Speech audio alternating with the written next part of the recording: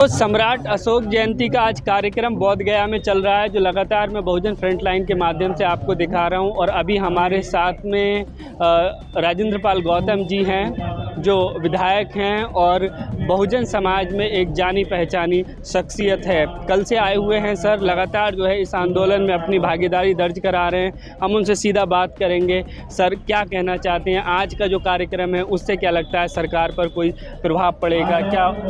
किस तरह से देख रहे हैं इस कार्यक्रम में? देखिए, अगर सरकार पे प्रभाव ना पड़ा होता तो अभी आपने देखा होगा 4-5 दिन पहले देश के प्रधानमंत्री नागपुर में आरएसएस के केंद्रीय कार्यालय गए, लेकिन वहीं से फिर वो दीक्षा भूमि भी गए और तथागत बुद्ध की प्रतिमा के सामने नमन किया। तो वहाँ से एक संदेश देना चाहते हैं। वो एक संदेश देना चाहते हैं कि आप नाराज मत होइए, हम आपके साथ हैं। लेकिन मैं बता दूं, बौद्ध गया की मुक्ति से अलग दूसरे किसी विकल्प पे कोई समझौता नहीं होगा।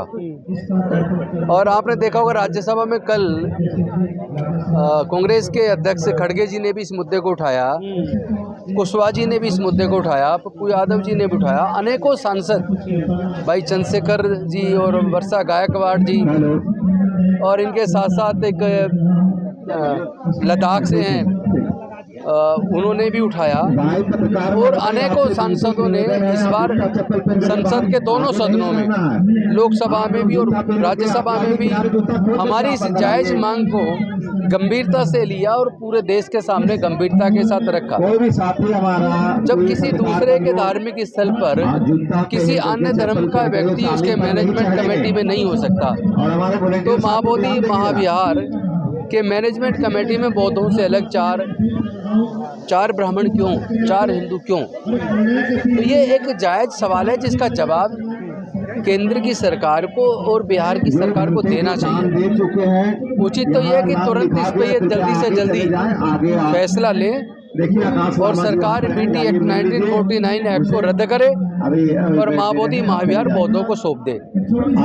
ये इनको करना ही पड़ेगा, ये न्याय तो इन्हें देना पड़ेगा। और अगर नहीं देगा तो इस अन्याय को और ज़्यादा लंबे समय तक सहने के लिए पूरे देश और दुनिया के बौद्ध लोग, अम्बेडकरवादी लोग, दलित पिछड़े आदिवासी लोग अब और ज़्यादा बर्दाश्त करने की नीयत में नहीं है। सर, एक तरफ हम देख रहे हैं कि सरकार, क्योंकि आप पूरे देश भर की राजनीति पर नज़र रखते हैं, मुस्लिमों की चिंतक बन रही है, उनके जो वक्फ एक्ट है उसमें संशोधन कर रही है, कानून लेकर के आ रही है। लेकिन ये इधर बुद्धिस्ट लोग जो है 2 महीने करीब होने जा रहे हैं आंदोलन को, इस पर बात नहीं की जा रही है। क्या कारण है? अनदेखी का क्या कारण है? नहीं, उसका कारण ये है कि वो मनुवादी लोगों की सरकार है और मनुवादी लोग चाहते हैं पूरे देश के हर चीज़ पे वो कब्जा कर लें। खास तौर पर जिसकी वैल्यू फाइनेंशियली ज़्यादा है, जिस पे ज़्यादा लोग चंदा चढ़ावा चढ़ाते हैं, उन सब पे भी उनकी कब्जे करने की नीयत है।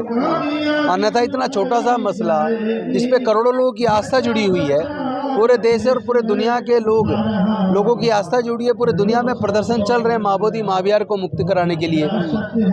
उसके बाद भी अगर केंद्र सरकार और राज्य सरकार चुप्पी साधे है तो मैं उनको बता दूं कि आप ये ना समझें कि बिल्ली को देखकर कबूतर आंख मींच लेगा तो जान बच जाएगी। इस बार जान बचने वाली नहीं है।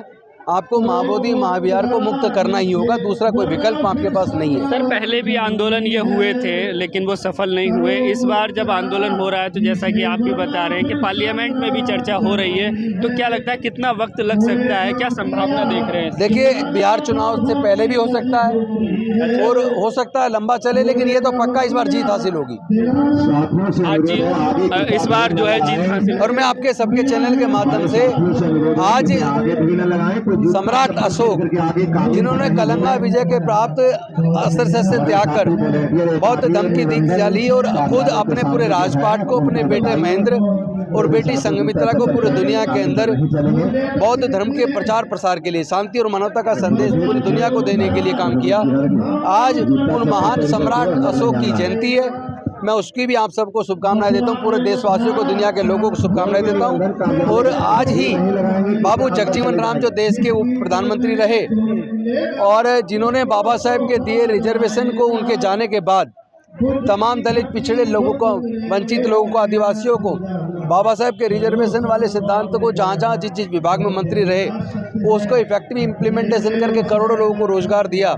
आज उनकी भी जयंती है, मैं उनको भी नमन करता हूँ और सभी को शुभकामनाएं। सर, एक सवाल, आखिरी सवाल, आप महाबोधि विहार में गए थे, वो वीडियो काफ़ी वायरल हुआ था, क्या वाकई वहाँ पे शिवलिंग और पांडव जैसी चीज़ें रखी हुई हैं? वो पांडव कुछ नहीं है, वो पंचवर्गीय भिक्षु हैं जिनको सारनाथ के अंदर तथागत बुद्ध ने पहली बार ज्ञान दिया, उपदेश दिया।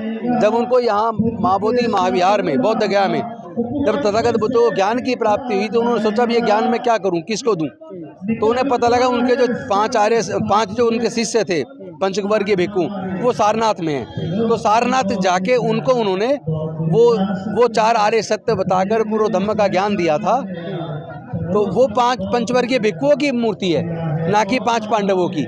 उस पर उन्होंने पीले पीले कपड़े पहनाकर उसको दुष्प्रचार करने की मनवादियों ने कोशिश की है, लेकिन हमने उसको पूरी तरह उजागर कर दिया, पूरा भंडाफोड़ कर दिया है। और अब कोई भी इस बात को मानने के लिए तैयार नहीं हो। सब लोग जान गए कि ये भारत बुद्ध की भूमि है। ये अखंड भारत लेके म्यांमार से और काबुल कंधार तक ये पूरी अखंड भारत बुद्ध की भूमि है और बौद्धों के महाविहार को मुक्त कराए बिना कोई दूसरा विकल्प नहीं है। आपके आने के बाद जब से बौद्ध महाबोधि में अब कैमरा भी और मोबाइल भी जाना बंद हो गया, जब आप कहते हैं कोई बात नहीं, ये सत्ता के ऊपर वो क्या क्या बंद करे, लेकिन जो चीज़ चली गई पूरी दुनिया में वो नहीं रुकेगी। ये मुक्ति तो अब होगी। Thank you. अभी आंदोलन चल रहा है, देखो रूपरेखा सब मिलके बनाएंगे। मैं अकेला ये डिसाइड नहीं कर सकता आगे का क्या प्लान है, लेकिन हम उम्मीद कर रहे हैं कि जल्दी ही महाबोधि महाविहार बौद्धों को सौंप दिया जाएगा। BTAct 1949 एक्ट को रिपील कर दिया जाएगा। नहीं करते हैं तो जो हमारी कमेटी है सब लोग मिलकर विचार करके आगे की रणनीति तय करेंगे, लेकिन इस बार ये आंदोलन रुकेगा नहीं, लगातार चलेगा। शुक्रिया। तो राजेंद्र पाल गौतम जी से हम बात कर रहे थे, जो पूर्व मंत्री रहे हैं दिल्ली सरकार में और लगातार जो है वो बोध गया आंदोलन में शामिल हो रहे हैं, अपना जो है समर्थन दे रहे हैं। जिस तरह से सरकार जो है सरकार से मांग जो है लगातार ये की जा रही है कि BT एक्ट को जो है रिजेक्ट किया जाए। हालांकि आज जो है सम्राट अशोक जयंती के अवसर पर जो है एक बड़ा आयोजन, एक बड़ा कार्यक्रम हो रहा है और इससे भी जाहिर है कि सरकार को ये संदेश देने का प्रयास किया जा रहा है कि सरकार जो है जल्द से जल्द इस मसले का हल निकाले। लेकिन ये देखना होगा। हालांकि संसद भवन तक में जो है अब इस मसले की गूंज सुनाई देने लगी है। पार्लियामेंट में भी सड़कों पर आंदोलन चल रहा है, विदेशों में भी कई देशों से जो है प्रोटेस्ट जो है हो रहे हैं, समर्थन मिल रहा है। लेकिन भारत सरकार या बिहार सरकार इस मसले का कब तक हल निकालती है ये देखना महत्वपूर्ण होगा।